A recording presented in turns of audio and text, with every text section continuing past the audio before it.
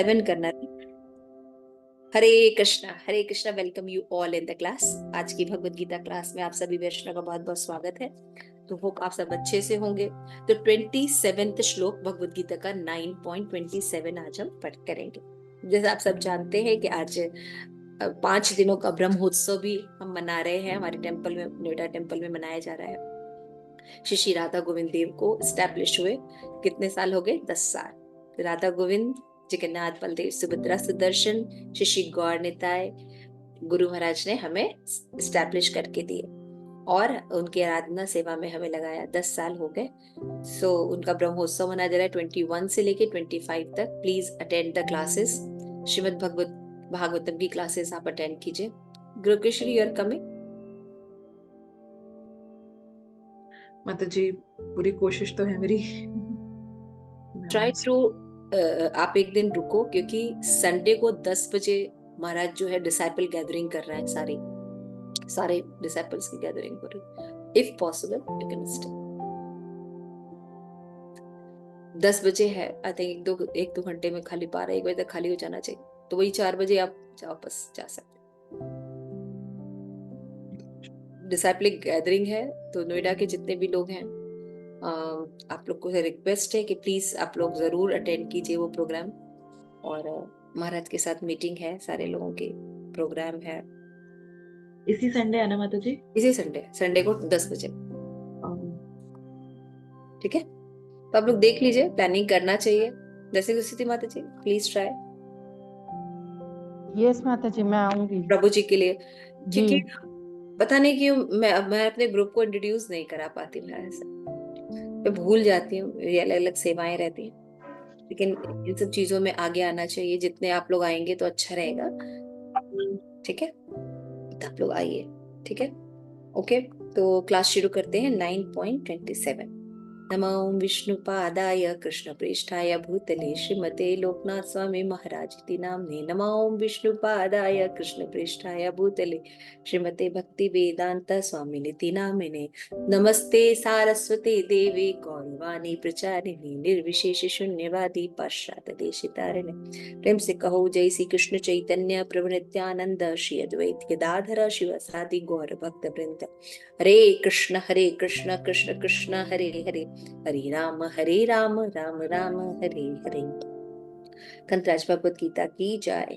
यत् करोषि यस्य ददासि यज्जुहोसि ददासि। 1 मिनट।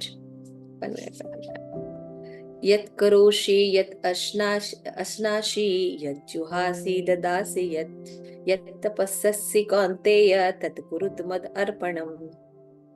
हे कुंती पुत्र, जो तुम करते हो और जो कुछ खाते हो, जो अर्पित करते हो, जो दान देते हो, जो तपस्या करते हो, वो मुझे अर्पित करो। तो कई बार आप देखते होंगे कि बहुत से लोग पूछते हैं, क्या भगवान ने कहा है कि मुझे कुछ चढ़ाओ, है ना? भगवान ने कहा है कि मेरी भक्ति करो, मेरी पूजा करो, कहा है? तो क्योंकि हम पढ़े नहीं होते, इसलिए हम कहते हैं हाँ, भगवान ने कहीं कहा तो नहीं है। लेकिन हम भगवत गीता के सब श्लोकों को पढ़िए, भगवान ने स्ट्रेट ऑर्डर दिया है ना? स्ट्रेट ऑर्डर दिया। तो पहले क्या बोलते हैं भगवान? बड़े दीनहीन की तरह सिंपल बोलते हैं, पत्रम पुष्पम फलम तोयम यो मे भक्त्या प्रयच्छति तद अहम भक्त उपहतम अश्नामि भक्त्यात्मा। ओ हो, तुम लोग कितने अच्छी भक्ति कर। मुझे ज्यादा कुछ नहीं चाहिए, बस थोड़ा सा एक पत्ता दे दो तुलसी का, या गंगा जल अर्पित कर दो, या कोई थोड़ा सा बस थोड़ा सा प्रसाद उधर दे दो। और अगर प्रेम से ऑफर करोगे तो I accept everything, you don't worry. उसके बाद जब आप भक्ति शुरू करोगे तो फिर अपना 3 पग भूमि दिखाते हैं बलि महाराज के संग। तो हम लोग तो बलि महाराज से, हम लोग तो राक्षस हैं। तो भगवान पहले कितने प्रेम से आते हैं, है ना? बस 16 माला करनी है, अच्छा 104 नियम का पालन करना है। उसके बाद पता चलता है क्या क्या करना है। तो भगवान अभी क्या कह रहे हैं? ओके, अभी भक्त बन गए भैया, तो ऐसा जो कुछ करते, what ever you do 24 hours में जो कुछ करते हो मुझे अर्पण करो। मतलब कोई भी काम अधर्म मत करो, है ना? दूसरा, जो कुछ खाते हो ऐसा नहीं कि खाली प्रसाद दोपहर का तुमने बोला है भगवान को ऑफर करेंगे तो स्नैक्स नहीं चढ़ाओगे। नहीं, तुम कुछ भी खाते हो सब ऑफर करो। यानी बिल्कुल चलेगा नहीं, केवल प्रसाद ही खाना है तुमको, है ना। फिर जो कुछ भी अर्पित करते हो या दान देते हो और जो भी तपस्या करते हो तुम, वो भी किसको करो, मुझे अर्पित करो। लो जी, कोई इलाका बचा? यानी जो कुछ करो सब मेरे लिए करो। ये होते हैं भगवान। 100%, 99.9 भी नहीं चलता कृष्ण, फुल सरेंडर, है ना। आप अगर थोड़ा सा करते हैं, थोड़ा सा उधर देखेंगे तो कहेंगे नहीं, पूरा चाहिए, मुझे पूरा चाहिए। है ना। तो 100% कमिटमेंट अभी भगवान यहाँ पे कर रहे हैं। इसको कोई पढ़िए तात्पर्य। तात्पर्य श्री प्रभुपाद के द्वारा, हे कुंती पुत्र, इस प्रकार यह प्रत्येक व्यक्ति का कर्तव्य है कि अपने जीवन को इस प्रकार ढाले कि वह किसी भी दशा में कृष्ण को न भूल सके। प्रत्येक व्यक्ति को अपने जीवन निर्वाह के लिए कर्म करना पड़ता है और कृष्ण यहाँ पर आदेश देते हैं कि हर व्यक्ति उनके लिए ही कर्म करे। प्रत्येक व्यक्ति को जीवित रहने के लिए कुछ न कुछ खाना पड़ता है, अतः उसे चाहिए कि कृष्ण को अर्पित भोजन के उच्चिष्ट को ग्रहण करे। प्रत्येक व्यक्ति को कुछ न कुछ धार्मिक अनुष्ठान करने होते हैं, अतः कृष्ण की संस्कृति है इस मेरे मेरे उसे मेरे हेतु करो। यही अर्चन है। प्रत्येक व्यक्ति कुछ न कुछ दान देता है, अतः कृष्ण कहते हैं यह मुझे दो, जिसका अर्थ यह है कि अधिक धन का उपयोग कृष्ण भावनामृत आंदोलन की उन्नति के लिए करो। आजकल लोग ध्यान विधि के प्रति विशेष रुचि दिखलाते हैं, यद्यपि यह युग के लिए यह व्यवहारिक नहीं है, किंतु यदि कोई 24 घंटे हरे कृष्ण का जप अपनी माला में करे तो वह निश्चित रूप से महानतम ध्यानी तथा योगी है, जिसकी पुष्टि भगवत गीता के 6ठे अध्याय में की गई है। हरे कृष्ण। 6 चैप्टर का जो लास्ट श्लोक है, 5, है ना, क्या है, किसी को याद है? भोक्तारम यज्ञतपसाम सर्वलोक महेश्वरम। तो पटापट आना चाहिए आप लोगों को, पढ़ते हैं ही नहीं, इस क्लास के बाद किताब सबकी बंद रहती है। माता जी वो 5.29 है। तो यहाँ पे क्या बताया? 6 का तो लास्ट श्लोक ये नहीं है। एक मिनट, 6 का लास्ट श्लोक नहीं है? योगी नाम अपि सर्वेशाम। योगी नाम अपि सर्वेशाम। देखो कितना सुंदर करेक्शन, आई लाइक इट। योगी नाम अपि सर्वेशाम मद गतेन अंतरात्मना श्रद्धावान, नहीं फिर क्या था? I think I have missed two. श्रद्धावान भजते यो मा स्वमे युक्तो तमो मतः। ठीक बोले, श्रद्धावान भजते यो मा यो में युक्त तमो मतः। मुझे लगा मैं कहीं दूसरे श्लोक का तो नहीं मिक्स कर रही हूँ, आजकल मैं ये बहुत करने लगी हूँ। फर्स्ट लाइन को सेकेंड लाइन कहीं और मिक्स कर रही हूँ। ओके, तो यहाँ पे भगवान क्या कह रहे हैं कि व्यक्ति का कर्तव्य है कि अपने जीवन को इस प्रकार ढाले कि वो किसी भी दशा में कृष्ण को न भूले। ये इस श्लोक में बताया गया है ना। ऐसा नहीं कि हाँ हमें एक सुबह दोपहर वाले भक्त हैं या जन्माष्टमी वाले भक्त बने, नहीं, हमें एक ऐसा भगवान का भक्त बनना है जो कि हर समय भगवान का दास हो, हर समय भगवान का, है ना, ऐसा भक्त बनना है। इसलिए भगवान ने ऐसा कहा है। तो कभी कभी लगता है कि क्या भगवान डोमिनेट कर रहे हैं? भगवान यहाँ पे डोमिनेट नहीं कर रहे हैं, भगवान यहाँ पे पूर्णतः अपना संरक्षण प्रदान कर रहे हैं, है ना। कि आप जो थोड़ा सा भी हम करते हैं, जैसे कि मुझे हमेशा याद आता है भगवत गीता में शुरू में एग्जाम्पल देते हैं कछुए का, है ना, स्थित प्रज्ञ का जो एग्जाम्पल देते हैं तो उसमें बताते हैं कछुए का एग्जाम्पल देते हैं। तो कछुआ क्या होता है? उसका कवर होता है, कवर के अंदर वो कछुआ रहता है ना। तो मान लो उसके 4 पैर हैं, ठीक है ना, ध्यान से देखो सब लोग, मान लो उसके 4 पैर हैं, 2 आगे 2 पीछे या और भी होंगे मुझे पता नहीं। तो मान लो उसने 3 अंदर कर लिए हैं और एक पीछे थोड़ा सा बाहर रह गया है, तो क्या होगा? अगर कोई जानवर, बिल्ली है, सियार है, उसको खाने आएगा तो विशाखा क्या होगा? खा पाएगा उसको? क्या करेगा?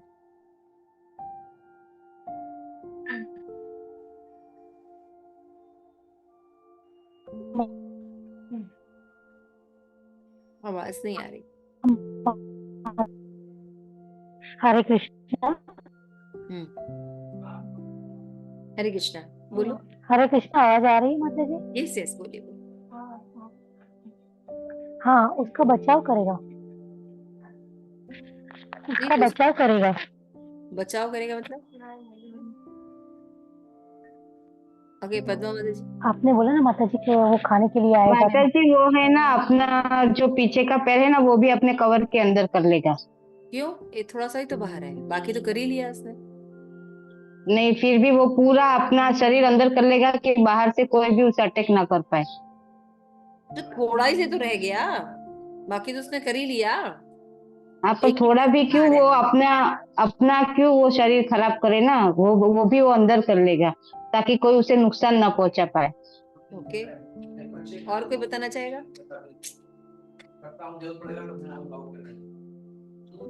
हरे कृष्णा माता जी, थोड़ा सा भी बाहर अगर रह गया तो उसके ऊपर कोई भी जानवर अटैक कर जाएगा, क्योंकि उसको दिखेगा कि इसका एक पैर है बाहर। तो ये बिल्कुल ऐसे उससे क्या कंपेयर, डिस्टर्ब होगा? उससे क्या डिस्टर्ब होगा? उससे उसकी वो उसकी मृत्यु को प्राप्त होगा ना। तो उसकी बाकी बाकी पैरों को अंदर ये करने का भी फायदा दिक्कत नहीं क्या है। है, मान लो कवर है, उसमें से इतना सा बाहर है, तो वो क्या करेगा, एक अगर टांग पकड़ेगा तो पूरी बॉडी बाहर आ जाएगी।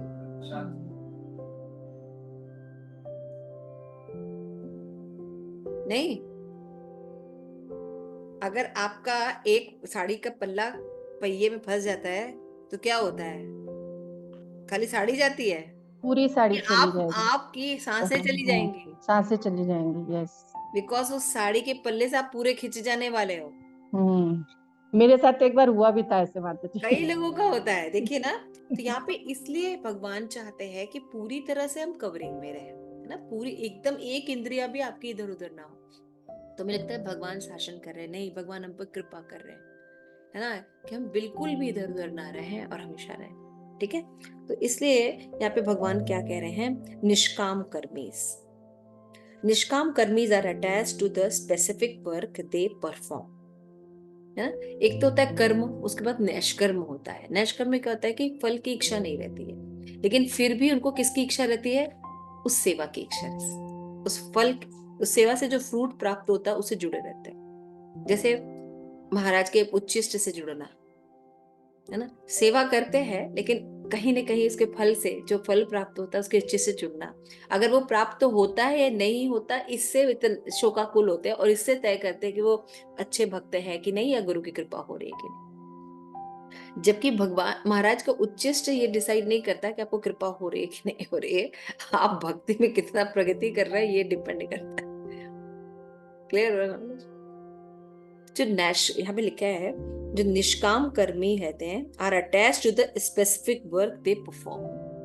हालांकि निष्काम कर्मी होते हैं लेकिन वो अपने कार्य से बहुत अटैच्ड होते हैं ना, इसके जो रिजल्ट है वो मिलना ही चाहिए। To them, Krishna therefore say that whatever you are already doing, do that as an offering to me. आप जो कर रहे हो ना उसको मेरे लिए ऑफर करो। क्यों? क्योंकि अभी क्या बताया भगवान ने, सब कुछ मैं हूँ, गति भी मैं हूँ, है ना।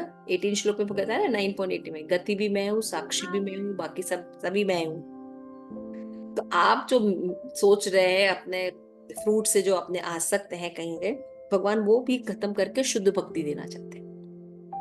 तो निष्काम जो कर्म होता है वो अच्छा होता है, उसमें जीव को कोई भगवान से अपेक्षा नहीं होती है, लेकिन उसको सेवा सेवा से या उसके जो वर्क होता है, स्पेसिफिक वर्क, उससे बहुत अटैचमेंट होता है, तो वो भी एक आसक्ति होती है। क्लियर हो रहा है? फिर भगवान कह रहे हैं इसके लिए क्या करना होगा, मैं do that as an offering to me. First perform the activity and then surrender to its fruits to Krishna. भगवान की सेवा कीजिए और उसका जो फल मिल रहा है उसको भगवान को ही ऑफर कर दीजिए। हम फल अपने पास रखने लगते हैं और दिक्कत क्या होती है, भोग सकते नहीं है। मान लो उच्चिष्ट मिल भी जाए तो उच्चिष्ट मिलने के बाद तो अहंकार आ जाएगा, है तो गुरु का उच्चिष्ट मिल जाता है सीधे सीधे, हमारी तो बात ही अलग है, हम तो कुछ भी कर सकते हैं। जिसको उच्चिष्ट नहीं मिलता उसको कदर होती है, उसके अंदर सॉफ्टनेस बनी रहती है। ठीक है ना, समझ में आ रहा है मतलब, फिलोसफी क्लियर करिए। First perform the activity and then surrender it to Krishna. Bhakti is different. In bhakti, we first surrender to order of Guru and Krishna and then act. Generally हम बाकी जगह में क्या करते हैं, उल्टा करते हैं, perform activity and surrender the फूल. लेकिन भक्ति में क्या करते हैं, उल्टा करते हैं. भक्ति में सबसे पहले हम सरेंडर होते हैं, है ना, और फिर और जो गुरु आदेश दे उसे सरेंडर होता है, चाहे में कुछ भी रिजल्ट मिले या कुछ ना भी मिले, है ना. कैकेयी का नेगेटिव रोल था, है ना, लेकिन कैकेयी के कार्य से ही वो जो राम को यश मिलना था, उनका जो पर्पस था राम के लिए आना, वो सॉल्व होना था. तो Kaikeyi has accepted all the wrong things, है ना. इसीलिए जिनको पता नहीं होता ये सब सूक्ष्म तत्व, तो वो क्या कहते हैं, वो क्रिटिसाइज करते हैं कैकेयी को. ये भी एक ऑफेंस होता है. इसीलिए कई आचार्यज होते हैं, कई भक्त होते हैं, वो एक संकल्प मंत्र बनाते हैं कि what ever in class I have said against on Kaikeyi और एनीथिंग, वो तो कैरेक्टर प्ले कर रहे हैं, है ना. लेकिन सब भगवान के पार्षद है, लेकिन भगवान की प्रसन्नता के लिए कैरेक्टर प्ले कर रहे हैं, उसमें उनकी कोई गलती नहीं होती. ये हमारे लिए बताया जाता है कि हमारे अंदर जो अनर्थ है उनको कैसे हम चेकआउट करें. तो भक्ति में क्या करते हैं, first surrender, order of Guru and then act. पहले सरेंडर हो, मुझे आपने जो कहा वही करना है करना ही है, मतलब, है ना. फिर उसके बाद action. We make no distinction between the activity and its fruits. दोनों आपका ही है. हम जो अभी कार्य कर रहे हैं, भक्ति कर रहे हैं, वो भी आपका किया हुआ है, इससे जो रिजल्ट आता है वो भी आपका ही है. प्रभुपाद ऐसे बोलता है. तो बहुत से लोग जो होते हैं वो क्या करते हैं, अपना जो भी रिस्पेक्ट प्राप्त होता है उसको प्रभुपाद को ऑफर करते हैं, डिलीवर करते हैं, आचार्य उसको, परंपरा को डिलीवर, ताकि हमारे अंदर अहंकार ना रहे. ठीक है ना. क्यों? क्योंकि भगवान भोगता है. भगवान ने बोला ना, भगवान भोगता है, एंजॉयर है, सर्वलोक महेश्वर है, सुहृदय है ना. इसी तरह उनके प्रतिनिधि हैं, तो वो सही रख सकते हैं उन चीजों को. हमें अहंकार आ जाएगा, ये हमारा फॉल डाउन हो जाएगा, हम भोग नहीं पाएंगे. Sri Prabhupada confirmed that this verse refer to Karma Yoga, technically different from Bhakti Yoga, in a lecture of the prayers of Kunti Manani given in Mayapur 1974. फिर बताते हैं, Krishna is meant for the Paramahansa and Muni, very exalted person. Yoga means contact or having connection. Bhakti yoga means directly connected with Krishna or God. Other yogis are directly connected. Where there is karma yoga is adulterated, it is not pure. Karma yoga means yat karoshi, yat asnashi, yat juhosi jahati yat, है ना. तो कर्म, असली कर्म योग क्या होता है कि खाली ये नहीं कि हम एक्शन भगवान को ऑफर करें और जो फ्रूट्स है वो अपने लिए रखें. जबकि असली भक्ति क्या होती है कि हम जो है, जो भी करें, जैसा भी करें, वो सब भगवान को ऑफर करता है. इसीलिए जब नेगेटिव रिजल्ट मिलता है तो भक्त उसको एक्सेप्ट करता है, स्ट्रांगली एक्सेप्ट करता है ना, नेगेटिव में भी. यहाँ पे देखिए, कर्म योगा मीन्स यत करोषि यत नास्ति. In the beginning one can not take to pure bhakti yoga, therefore कर्म योगा इज रिकमेंडेड. भाई एकाएक हम बिल्कुल शुद्ध भक्ति तो करने नहीं लगेंगे, इसलिए पहले कर्म योग करें, यानी अपने सारे कर्मों को भगवान के लिए करें. इसलिए भगवान यहाँ पे बताया, जो करो मेरे लिए करो, जो खाओ मेरे लिए करो, है ना. भगवान कर्म योग बता रहे हैं, क्योंकि एकदम से कोई भक्ति, शुद्ध भक्ति नहीं करने लगता है. क्लियर हो रही बात, समझ में आ रही? तो जब हम सब चीज भगवान के लिए करेंगे तो क्या होगा, धीरे धीरे हम रिजल्ट से भी, एक्शन से भी, स्पेसिफिक वर्क से भी रिटैच्ड हो जाएंगे, है ना. लेकिन एकाएक थोड़ी हो जाएगा. जैसे माता जी का भी एग्जांपल, जैसे मैंने एक एग्जांपल दिया ना प्रसाद का, तो एकाएक थोड़ी हो जाएगा कि हमें नहीं मिला तो ठीक है, नहीं मिला तो भी ठीक है. कहीं ना कहीं तो आसक्ति रहती है ना. उस आसक्ति से हम डिपेंड करते हैं कि किया कि नहीं किया. ठीक है ना. फिर यहाँ पे therefore Krishna says yat karoshi yat nasi, never mind whatever you are doing. So how does it come karma yoga? Now Kurush तद मद अर्पणम।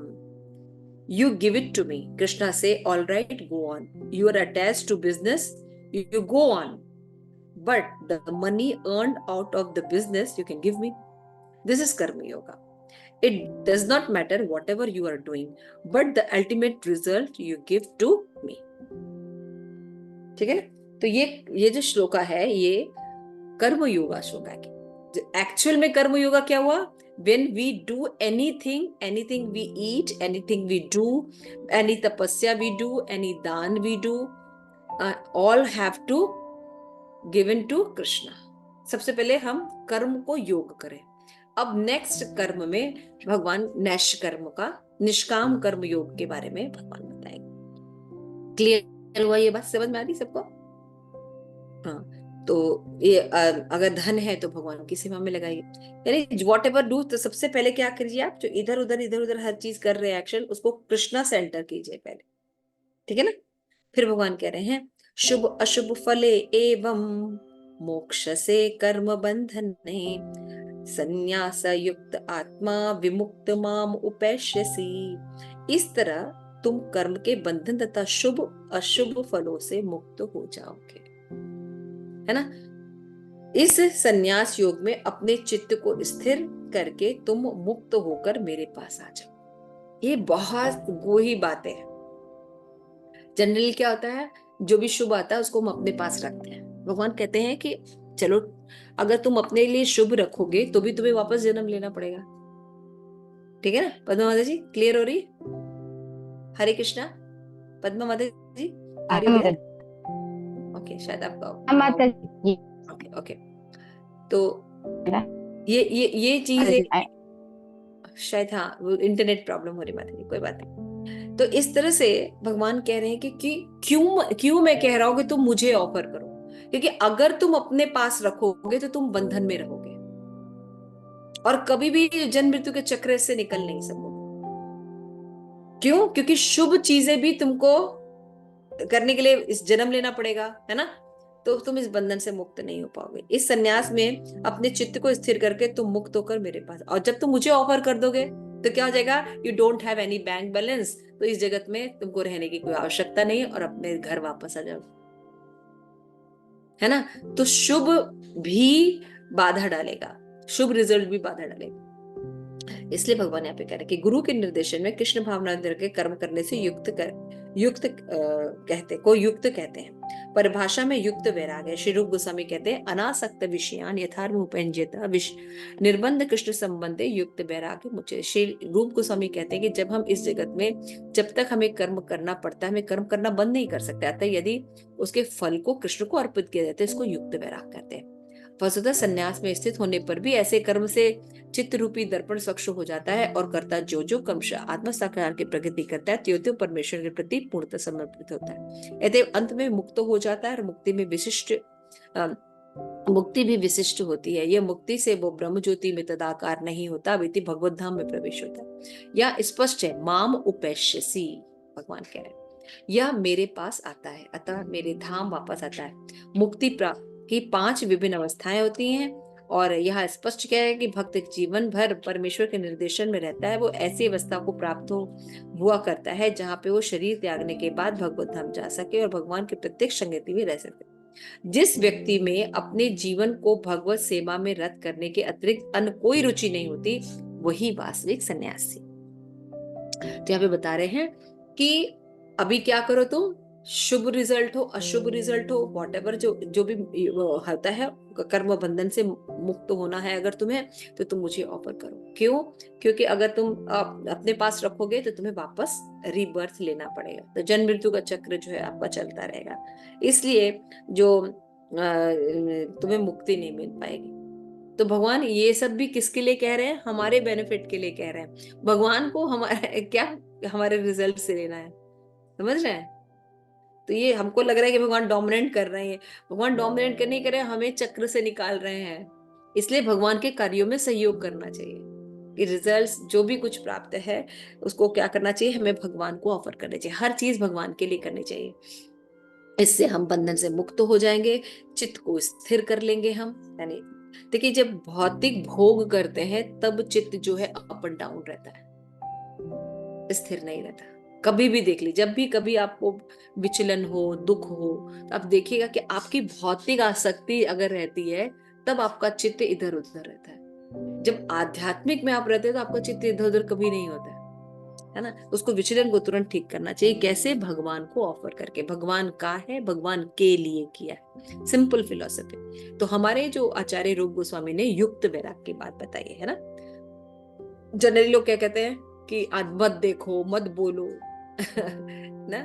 तो आंखें हैं तो देखेंगे ही, है ना, मुंह है तो बोलेंगे ही और खाएंगे ही, लेकिन क्या खाना है? हमें प्रसाद खाना है। हमें हर चीज को भगवान के प्रसाद के रूप में एक्सेप्ट कर हर इंद्रियों को भोग कर, हर इंद्रियों को हम भोग कर सकते हैं, लेकिन भगवान के प्रसाद के रूप। इसको युक्त वैराग कहते हैं, है ना, कि भगवान की सेवा में लगाकर हमको चीजों को इस्तेमाल करने से उसमें जो भौतिक दूषण रहता है वो नष्ट हो जाता है। इसलिए हमें कर्म बंधन नहीं लगता, है ना। तो भक्त लोग भी खाते हैं, भक्त लोग भी सर्विसेज करते हैं, भक्त लोग भी बच्चे पैदा करते हैं, भक्त लोग भी सारे कर्मास करते हैं, है ना, जैसे कि बाकी लोग कर रहे होते हैं। लेकिन भक्तों का जीवन में कर्म बंधन नहीं लगता, क्योंकि वो सारा कुछ भगवान के लिए करते हैं, है ना। और एक बात और है कि बिना कर्म के हम रह नहीं सकते, हमें कर्म करना ही पड़ेगा। मुझे ये बात बहुत अच्छी लगी थी भक्ति में श्री प्रभुपाद की, कि बिना कर्म के हम रह नहीं सकते। तो हम बहुत बड़ी बड़ी चीजें नहीं करें, लेकिन अपने जो भी कर्म अगर हम भगवान को सेंटर करके थोड़ा सा अपना जो भी संघर्ष कर ले, हम भगवत धाम चले जाएंगे। कोई बहुत बड़ा चीज नहीं करना है ना। फिर प्रभुपाद ने कहा, जिस व्यक्ति में अपने जीवन को भगवत सेवा में रत करने के अतिरिक्त अन्य कोई रुचि नहीं होती, वही वास्तविक सन्यासी है ना। और उसके पहले प्रभुपाद कहते हैं कि इवन सन्यासी भी अगर कोई व्यक्ति हो जाता है तो उन भक्ति में कार्यों को वो छोड़ नहीं देता, क्योंकि वो भक्ति में कार्य उसको बार बार प्योरीफाई ही करते रहते हैं। श्रवणम कीर्तनम विष्णु, तो सन्यासी जो होते हैं वो जप करना छोड़ नहीं देते हैं, वो जप करते हैं। समझ में आ रहा है? तो भक्ति के कार्यों को नहीं छोड़ना है हमें, इंद्रिय तृप्ति को छोड़ना है ना। तो यहाँ पे श्री प्रभुपाद कह रहे हैं, ऐसा व्यक्ति भगवान को परम इच्छा पर आश्रित रहते हुए उनका नित्य दास मानता है। यही कंडीशन है कि हम हर कंडीशन में, हर सिचुएशन में अपने आप को भगवान के दास के रूप में रखें। वह जो कुछ कर्म करता है भगवान की सेवा करने के लिए करता है। वो सकाम कर्म ये वेद वर्णित कर्तव्य पर ध्यान नहीं देता। समान मनुष्यों के लिए वेद वर्णित कर्तव्य को संपन्न करना अनिवार्य होता है, किंतु शुद्ध भक्त भगवान की सेवा में पूर्णतः रत होकर भी कभी कभी वेदों द्वारा अनुमोदित कर्तव्यों का विरोध करता प्रतीत होता है, जो वस्तुतः विरोध नहीं होती है। ये भी है ना, जो शुद्ध भक्त की सेवा पूर्णतः रत रहता है तो कभी कभी वेदों द्वारा अनुमोदित कर्तव्यों में विरोध लगता है, क्योंकि हम विधि विधान का कितना पालन करते हैं कि भगवान की भक्ति हो सके, है ना। पहले पिछले श्लोक के फर्स्ट टाइम प्रभुपाद ने कहा कि व्यक्ति को अपने जीवन को इस तरह ढालना चाहिए कि वो कृष्ण भावना भावित हो जाए, है ना। तो लगता है कि हम जो है जो अनुमोदित नहीं कर रहे हैं वेद की बातों को, है ना, लेकिन हमें ऐसा, जैसे कि वेद में लिखा गया कि जब हमें चैंटिंग करनी चाहिए तो स्वच्छ होना चाहिए, है ना, ब्रह्म मुहूर्त में होना चाहिए, स्वच्छ स्थान पे बैठ के करना चाहिए। लेकिन हम देखते हैं हरे कृष्ण का जो चैंटिंग होता है लोग कहीं भी करते होते हैं, है ना। तो वेद में अनुमोदित बातों को नहीं मानते, कहते हमारे गुरु ने कहा है। तो उसका रीजन है, क्यों? क्योंकि हमें चैतन्य महाप्रभु ने ऐसी परमिशन दी कि देश काले नियम नाई सर्वसिद्धि, क्योंकि जानते कि कलयुग के लोग कैसे होंगे, वो नहीं कर पाएंगे इतनी चीजें, है ना। इसीलिए इस महामंत्र में ओम वगैरह से शुरू नहीं है, कर्मकांड सेक्शंस नहीं रखे, सीधे भगवान का नाम है, हरे राधा रानी। इसलिए तो आचार्य जो है सिचुएशन के हिसाब से हमें देते हैं, तो हालांकि नियम के हिसाब से ही करना चाहिए, सब कुछ करना चाहिए, लेकिन हम उतना कर नहीं पाएंगे। इसलिए क्या करते हैं हमारे आचार्य जो है, ऐसी चीजें अनुमोदित करते हैं जो हम कर सके। हो सकता है कि वो वेद के अगेंस्ट लगे, लेकिन वो सही होती। अतः वैष्णव आचार्य का कथन है कि बुद्धिमान से बुद्धिमान व्यक्ति को भी शुद्ध भक्त की योजनाओं और कार्यों को नहीं समझ सकता। तो इसलिए यहाँ पे श्रद्धा काम आती है ना। शुद्ध भक्तों की डीलिंग में क्या काम आती है? श्रद्धा। अच्छा बुरा आपको दिखाई नहीं देगा, है ना। कोई नेगेटिव सिचुएशन चल रही है, भक्त मान लो उसको क्रोध कर रहा है, लेकिन वो क्रोध उसके अच्छे के लिए हो रहा होता है, है ना? दिखता है कि वो अलग है, लेकिन वो उसके अच्छे के लिए होता है। तो यहाँ पे देखना चाहिए कि वैष्णव की क्रिया मुद्रा को समझ में नहीं आती है, इसलिए भक्ति में श्रद्धा बहुत इंपॉर्टेंट होती है। तो आप जैसे गुरु, अगर आपने थोड़ा सा भी नॉलेज है, ये है, तो आप परंपरा से अगर गुरु को सिलेक्ट करते हैं तो वो गुरु आपके अच्छे ही गुरु होंगे जो परंपरा से होंगे। लेकिन जो परंपरा से नहीं है वो बहुत अच्छी चीजें भी कर रहे होंगे, बहुत फेमस भी होंगे, लेकिन वो सही नहीं है ना, वो सही नहीं। तो कभी कभी लगता है कि वैष्णव ये क्यों कर रहे हैं, ऐसा क्यों कर रहे हैं, ऐसा क्यों कहा, क्यों? क्योंकि जो सही गुरु नहीं होगा वो डिटेरोटेड नॉलेज ही देगा, और डिटेरोटेड नॉलेज के द्वारा शुद्ध भक्ति प्राप्त नहीं की जा सकती। ये सब ध्यान रखना है ना। तो इसलिए हमें चैतन्य महाप्रभु के जिस चैतन्य चरितामृत है उसमें भी बोला है कि तारे वाक्य क्रिया मुद्रा विज्ञ न बुझेगो। इसलिए भगवान की बातों को समझने के लिए हमारे पास बीच में प्रतिनिधि होने चाहिए, ताकि हम मैसेज को ठीक से समझ सके। मान लीजिए गुरु महाराज कुछ करें, नहीं समझ में आएगी, इतनी हाई कभी कभी चीजें होती हैं, लेकिन गुरु महाराज के जो अच्छे डिसाइपल्स होते हैं या जो जो अच्छे वरिष्ठ भक्त होते हैं उनसे सुनना चाहिए, तो वो और चबा के हमें देते हैं, है ना। फिर उनके थ्रू, और तो जो जितना दासानुदास होता है वो उतना ज्यादा अच्छा होता है। समझ में आया? वो बहुत अच्छा था क्योंकि उसको बिल्कुल च्यू मटेरियल मिलता है और वो अच्छे से उसको इम्प्लीमेंट कर सकता है ना। तो इसलिए जो व्यक्ति भगवान की सेवा में रहता है वो निरंतर योजना बनाता रहता है कि किस तरह भगवान की सेवा की जाए। उसे वर्तमान में पूर्णतः मुक्त मानना चाहिए और भविष्य में उसका भगवत धाम जाना थ्रू, ये कंडीशन होनी चाहिए। नेगेटिव से नेगेटिव सिचुएशन में आपको ये सोचना चाहिए मैं किस तरह से भगवान की सेवा और अच्छे से कर सकूं। चलो ये ऐसा नहीं है, चलो मैं ऐसा करता हूँ, मैं प्रयास करता रहता हूँ, कभी भी मौका मिलेगा तो मैं करूँ। एनीथिंग, वो प्लानिंग, दिन भर उसकी प्लानिंग ये क्या रहती है, how I can better serve to my guru and Krishna. तो इस प्रकार कृष्ण आलोचना से परे हैं, इस तरह भक्त भी सारी आलोचना से। तो जो भी फल प्राप्त होता है उसको क्या करना है, सीधे हमें भगवान को ऑफर करना है। तो यहाँ पे निष्काम कर्म योग के बारे में विश्वनाथ चक्रवर्ती ठाकुर इस श्लोक में बता रहे हैं और कहते हैं कि he son described in the previous verse not only become liberated but also achieve विमुक्ति। भगवान खाली ये नहीं चाहते कि कर्म योग कर लो, सब कुछ मुझे ऑफर कर दो और तुम मुक्त हो जाओ, तुम लिबरेटेड हो जाओ, मुक्त हो जाओ। भगवान क्या चाहते हैं कि तुम मेरे पास वापस। मुक्ति जीव का लक्ष्य नहीं, सालोक के सामीप्य सानिष्ठ शारिष्ठ, ये जीव का लक्ष्य नहीं। भगवत धाम वापस जाना, अपने भगवान के पास वापस जाके वहां पे उनकी सेवा करना, ये जीवन का लक्ष्य है। अपनी स्वरूप को वापस प्राप्त करना, समझ में आ रहा है, ये जीवन का लक्ष्य है। तो इसलिए भगवान जो है he become exceptional among those who are liberated and come to me in order to serve me directly। भगवान कहते वापस आओ, डायरेक्टली सर्व करो, विग्रह को क्या सर्व करना। और बलदेव विद्याभूषण आगे एक्सप्लेन करते हैं श्लोक को। The consequences of the such devotion is described in this verse, beginning Shuddha.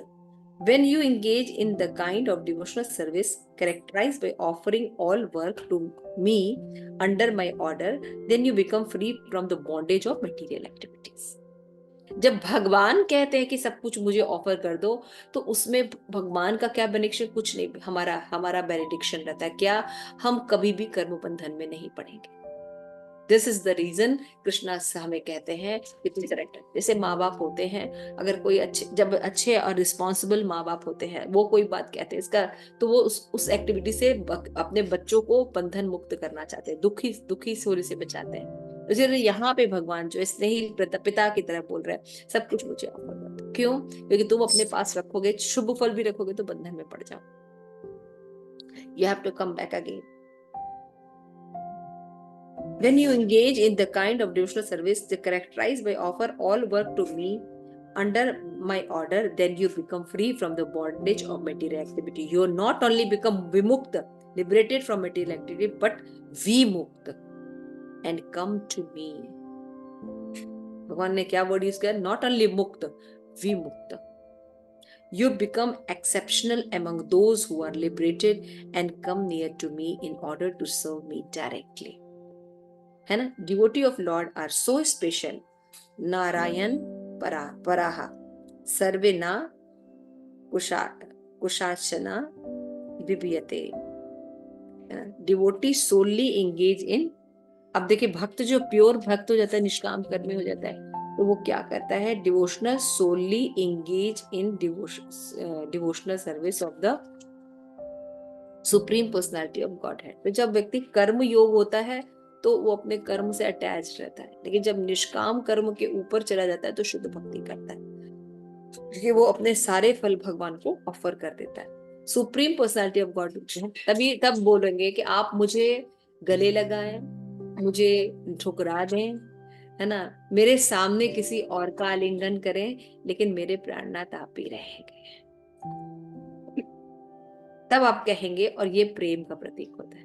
You give me anything or not give me anything, maybe you hurt me for not giving me, but you are always my प्राणनाथ। Supreme Personality of God, Narayan, never fear any condition of life. For them, the heavenly planet liberation and hellish planet are all the same. भक्तों के लिए चाहे liberation की अवस्था हो, hello हो, स्वर्ग हो, नर्क हो, एक ही बराबर है ना, क्योंकि वो जहां जाएंगे वो भगवत भक्ति करने वाले हैं और कुछ नहीं करते हैं वो। And for such devotee are interesting only in serving the, अगर भगवान की भक्ति है तो कहीं भी चले जाते हैं, स्वर्ग को ठुकरा देंगे अगर नरक में भगवान की भक्ति मिल रही हो तो ये मतलब अजीब होते, मतलब इतने सुंदर होते हैं भगवान के भक्त, और स्पेशली गोपियां जो होती हैं, एक ऐसे एग्जाम्पल्स प्रेजेंट करती हैं हर परिस्थिति में। मुझे ब्राह्मण पतियों का भी बहुत अच्छा लगता है प्रसंग, है ना, कि उस कंडीशन को सोचिए कि कंस का आतंक है, नोबडी कैन डू एनीथिंग, है ना, ब्राह्मण जो है वो भी जो उनके जो ब्राह्मण पति थे, वो सोचो नंद बाबा के घर आया जाया करते थे, छुप करते थे, और उनको पता था कि कंस क्या करता था, अगर कोई टच में भी रहता था तो, है ना, कोई टच में भी रहता था तो वो क्या करते थे, नंद बाबा को अच्छे से फील नहीं करा, मतलब तो वो ब्राह्मण जो थे वो कंस के भय से,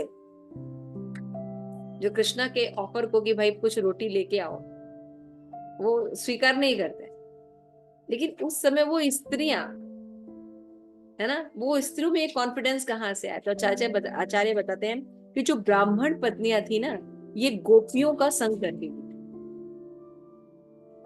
गोपियां जो थी ब्रजवासी, ये जाती थी दूध दही बेचने के लिए, है ना, तो ये उनसे खरीदती थी ब्राह्मण पत्नियां, तो इनका एसोसिएशन होता था, तो बताती थी कृष्ण की लीला, कृष्ण के बारे में, तो ये गोपियों का संग करने के कारण कृष्ण के लिए वो प्रेम विकसित था इनके अंदर। तो जब कृष्ण ने इच्छा की कि जाके मुझे भूख लगी है लेगा, तो ब्राह्मण पत्नियों ने सब चीज को त्याग दिया।